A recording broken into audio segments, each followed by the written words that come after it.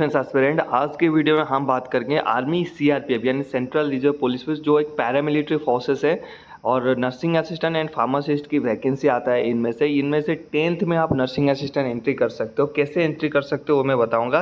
साथ में 2023 का नोटिफिकेशन का डेट बताऊंगा, क्योंकि बहुत सारे कमेंट्स आ रहे थे कि सर ये तो बोला पिछले साल गया है, इस साल नहीं आएगा। ऐसा कुछ नहीं है। साल में लगभग क्वार्टरली कभी वैकेंसी आ जाता है, कभी 3 बार आ जाता है, कभी 2 बार, कभी साल में एक ही बार वैकेंसी आता है। ठीक है, तो इसकी वैकेंसी का डेट सोर्सेज से पता चला है, तो उसका मैं बताऊंगा। इसीलिए आपके हाथ में कुछ महीने रहेंगे जो मैं आपको वीडियोस में आगे बताते रहूँगा। कैसे आपने तैयारी करके रखना है, जैसे ही फॉर्म आना आपने फिलअप करना और पहली भर्ती में आपका निकलना चाहिए। आप उसको वेट नहीं करोगे, दूसरा तीसरे चौथे का प्लान नहीं बनाना।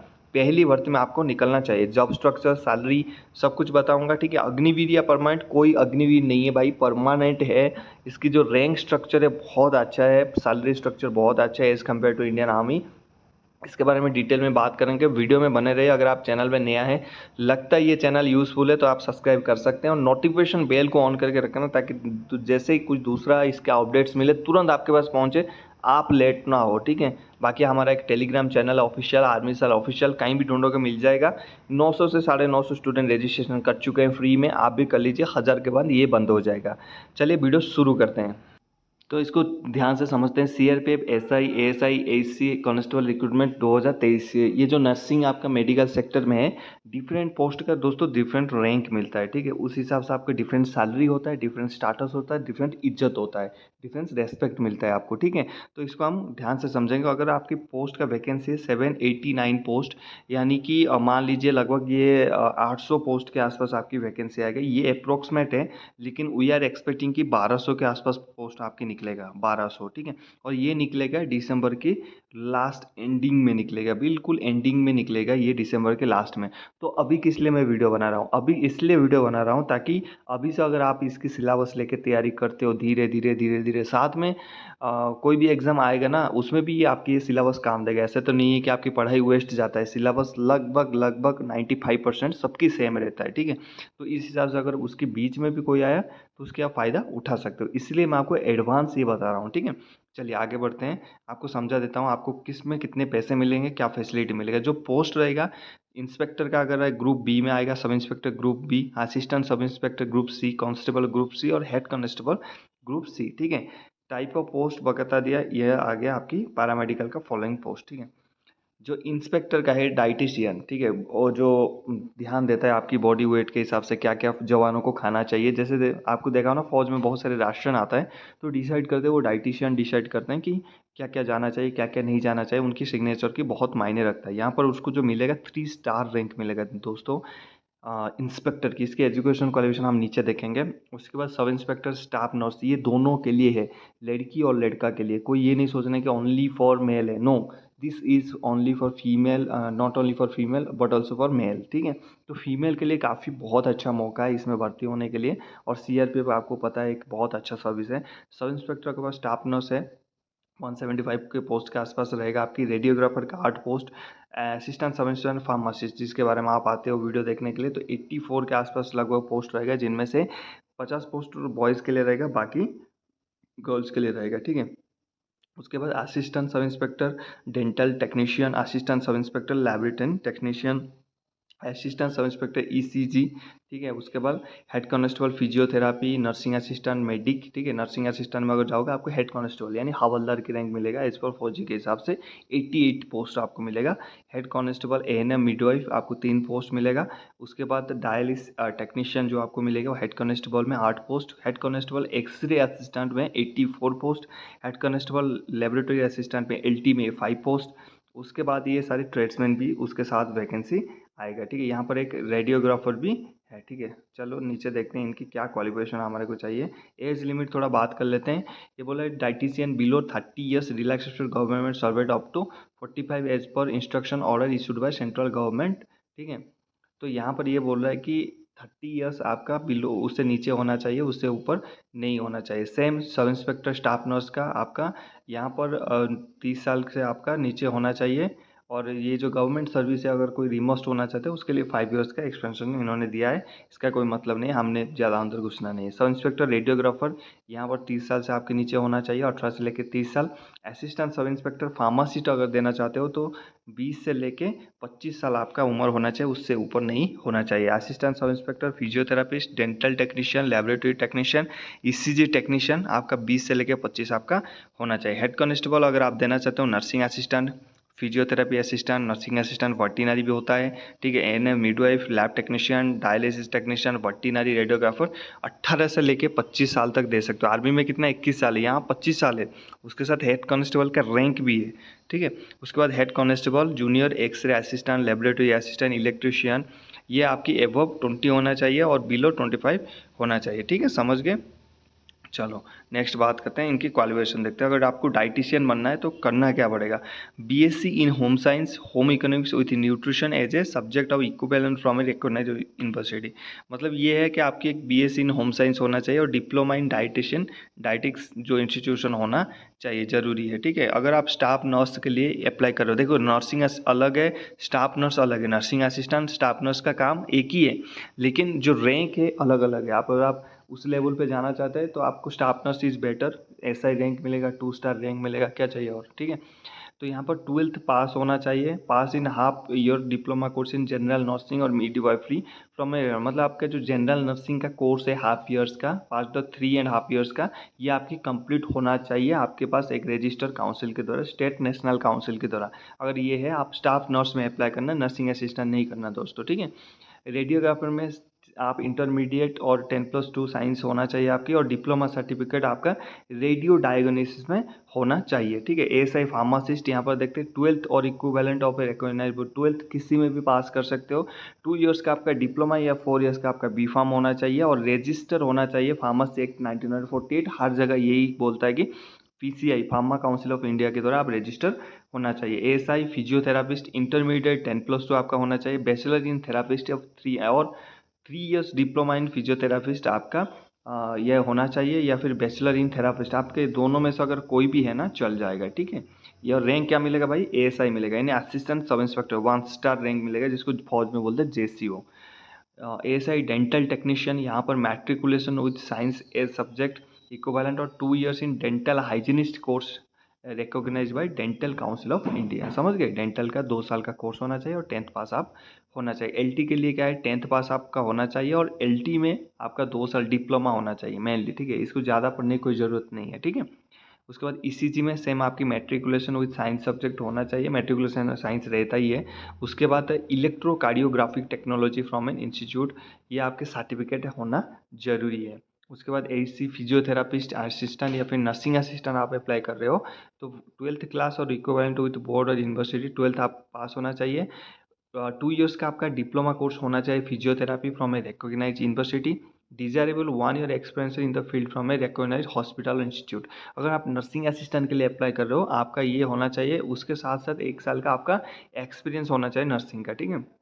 उसके बाद आ गया यहाँ पर हेड कांस्टेबल, यहाँ पर ये एएनएम या फिर मिडवाइफ का पोस्ट है, 12th पास होना चाहिए। उसके साथ आपने 2 years diploma in auxiliary nursing midwifery from an institute recognised by nursing council of India, यहाँ पर होना चाहिए आपकी सर्टिफिकेट। डिजायरेबल आपका 1 साल का एक्सपीरियंस वहाँ पर भी मांगता है। डायलिस टेक्नीशियन एसी हेड कांस्टेबल का रैंक रहेगा आपकी 12th पास आपका होना चाहिए। उसके साथ 2 इयर्स डिप्लोमा क्या है ना आपका होना चाहिए डायलिसिस टेक्नीशियन और इक्विपमेंट बोर्ड पे, और साथ में 1 साल के एक्सपीरियंस आपका होना चाहिए। हेड कांस्टेबल में सेम वही है कि आपका जो मैट्रिकुलेशन होना चाहिए, साथ में डिप्लोमा का 2 इयर्स इन रेडियो डायग्नोसिस आपका होना चाहिए, ठीक है। एलटी में भी मैं आपको बता दिया 2 इयर्स का एलटी आपका होना चाहिए, मैट्रिकुलेशन आप पास होना ज़रूरी है, ठीक है। तो इनका ये सब चीज़ें क्वालिफिकेशन है। चलो अभी देख लेते हैं भाई इनका सैलरी क्या मिलेगा। अगर इंस्पेक्टर की बात करूँ डाइटिशियन के, लेवल 7 पे 44,000 का बेसिक पे।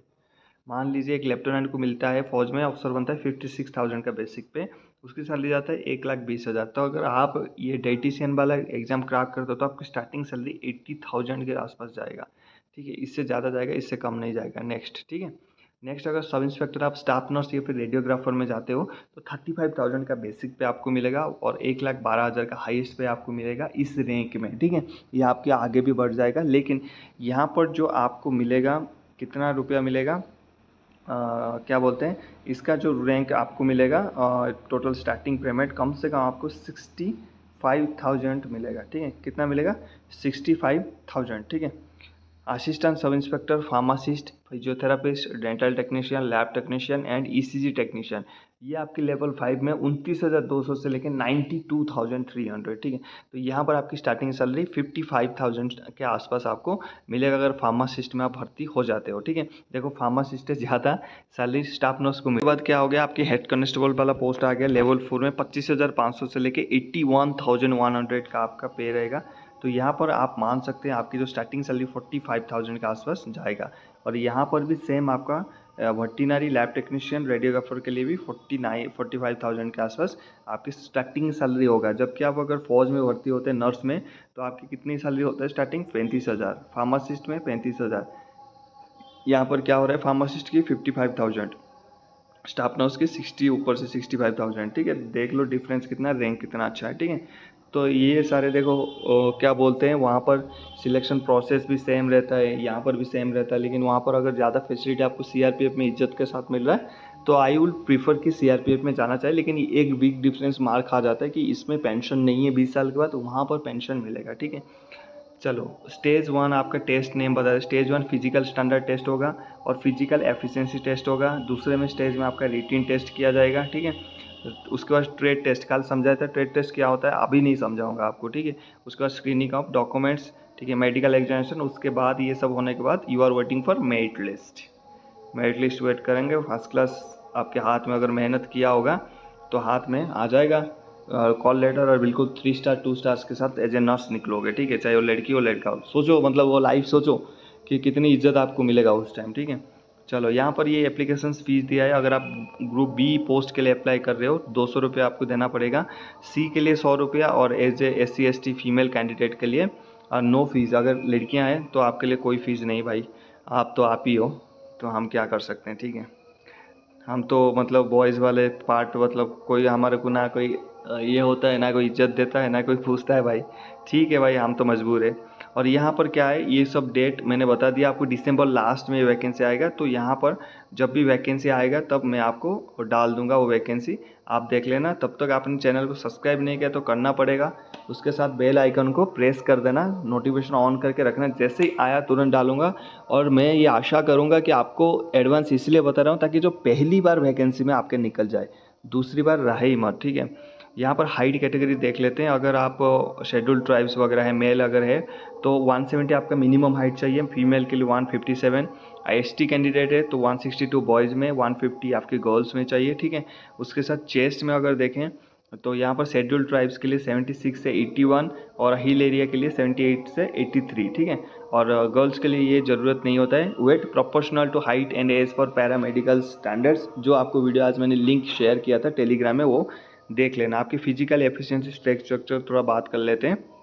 अगर आप SI 2 star, ASI second star, single star, head constable, हवलदार जी या फिर इंस्पेक्टर के लिए जा रहे हो तो आपको रेस देना पड़ेगा, चाहे वो लड़की हो लड़का हो, दोनों पोस्ट के लिए आपके एलिजिबल हो। तो यहाँ पर देखो मेल के लिए 1 माइल रेस यानी 1600 मीटर इन 7 मिनट 7.5 मिनट, वहीं पर लड़की दौड़ेंगे 800 मीटर 6 मिनट। ठीक है, लॉन्ग जंप आपको लगाना है 10 फीट 3 चांसेस में, यहाँ पर 6 फीट, बस 6 फीट 3 चांसेस में।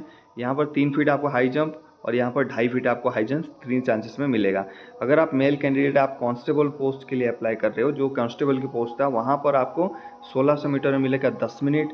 यहाँ पर 1.6 का फीमेल में होगा, वो मिलेगा 12 मिनट। बाप रे, ये पता नहीं फीमेल का 1.6 क्यों है रखा है, चलो ठीक है। और आपका जो लॉन्ग जंप हाई जंप वहाँ पर कुछ नहीं होगा, सिर्फ रनिंग वहाँ पर होगा अगर कांस्टेबल पोस्ट के लिए आप अप्लाई कर रहे हो। रिटिन एग्जामिनेशन स्ट्रक्चर आपको थोड़ा बता देता हूँ। आपका टोटल जो मार्क होगा यहाँ पर दे देता हूँ, 100 मार्क का क्वेश्चन रहेगा, 100 मार्क का आंसर रहेगा, और 2 आवर्स का आपका होगा। ठीक है, यानी 120 मिनट का। जनरल इंटेलिजेंस एंड रीजनिंग ये होगा आपका 10 क्वेश्चन आएंगे 10 मार्क का। जनरल अवेयरनेस 10 क्वेश्चन 10 मार्क का। Numerical aptitude 15 question 15 mark. Hindi यहाँ पर देखा 1 नंबर पे न्यूमेरिकल एप्टीट्यूड हो गया। उसके बाद हिंदी, और Hindi comprehension as per optional medium English और हिंदी। मान लीजिए मैं उड़िया मीडियम का हूँ, मुझे हिंदी नहीं आता, मैं तो इंग्लिश में कॉम्पिटिशन अपनी चूज़ करूँगा, ठीक है। आप लोग जैसे हिंदी मीडियम में यूपी बिहार से है तो आप हिंदी का मीडियम चूज़ करेंगे, वहाँ पर 15 क्वेश्चन आएगा, 15 मार्क्स आपके रहेंगे। Constant the professional of respective trades, यहाँ पर क्या है सर, ये 50 क्वेश्चन 50, मतलब आप जिस ट्रेड के लिए अप्लाई कर रहे हो। Suppose I am applying for pharmacist and you guys are applying for staff nurse, तो स्टाफ नर्स का आपको 50 क्वेश्चन आएंगे, 50 क्वेश्चन से आपको 50 मार्क मिलेगा। वही पूछेंगे, मुझे स्टाफ नर्स के बारे में नहीं पूछेगा, मुझे फार्मासिस्ट के बारे में वहाँ पर पूछेंगे क्वेश्चन में, ठीक है। तो इसका जो पासिंग मार्क है 40% होता है, 40 मार्क, लेकिन आपको कट ऑफ अगर रखना है उसका एक डिटेल सेपरेट वीडियो बनाएंगे। बता देना बुक्स क्यों चाहिए या ऐसा कुछ आपको चाहिए, जो कन्फ्यूजन हो रहा है नीचे कमेंट्स कर लेना, ठीक है। यहाँ पर देखिए trade test and screening document, ठीक है। ट्रेड टेस्ट मतलब आप जिस ट्रेड के लिए अप्लाई कर रहे हो, कल भी समझाया था। मान लीजिए सपोज मैं फार्मासिस्ट का के लिए अप्लाई कर रहा हूँ, मुझे फार्मा के बारे में पता होना चाहिए, उसका हमारा टेस्ट होगा। तो practically test concern trade including handling और टूल्स और इक्विपमेंट 10 मार्क का होगा। उसके बाद नॉलेज ऑफ टूल्स और इक्विपमेंट 5 मार्क का, और एक्सपीरियंस 5 मार्क का, ठीक है। तो test will be maximum 20 mark का होगा, ठीक है। ये सिर्फ क्वालिफाइंग नेचर का होगा। The aspirant invite to appear medical examination further declare fit और अनफिट, ठीक है। ये बोल रहा है कि educational experience technical will be done at the time of skill test. Skill test होगा, ये देख बता देता हूँ आपको डिटेल से। मान लीजिए मैं एक लड़की हूँ, मेरा नाम रितु है, ठीक है। रितु क्या कर रहा है, वो स्टाफ नर्स के लिए अप्लाई किया है। तो इसका क्या करना है, इसको पूछा जाएगा भाई ये क्या होता है, इंजेक्शन होता है, ये कौन सी चीज़ें होता है, जितने भी नर्स वाली चीज़ें हैं ना उसको पूछा जाएगा। फिर इसको हैंडलिंग करना सिखाएंगे, भाई ये इंजेक्शन देना आता है तुम्हें, मतलब अगर तुमने कोर्सेज किया है सही से, दिखाया जाएगा हाँ ये आ गया। तो यहाँ पर क्या ये क्वालिफाइंग मार्क है, 20 मार्क से आपको इसको क्वालिफाई करना है। सिर्फ जरूरी नहीं कि 20 से 20 लाओ, अगर आप 7 मार्क या 8 मार्क लाते हो तो आपकी ये क्वालिफाई कर देते हैं आपको, ठीक है।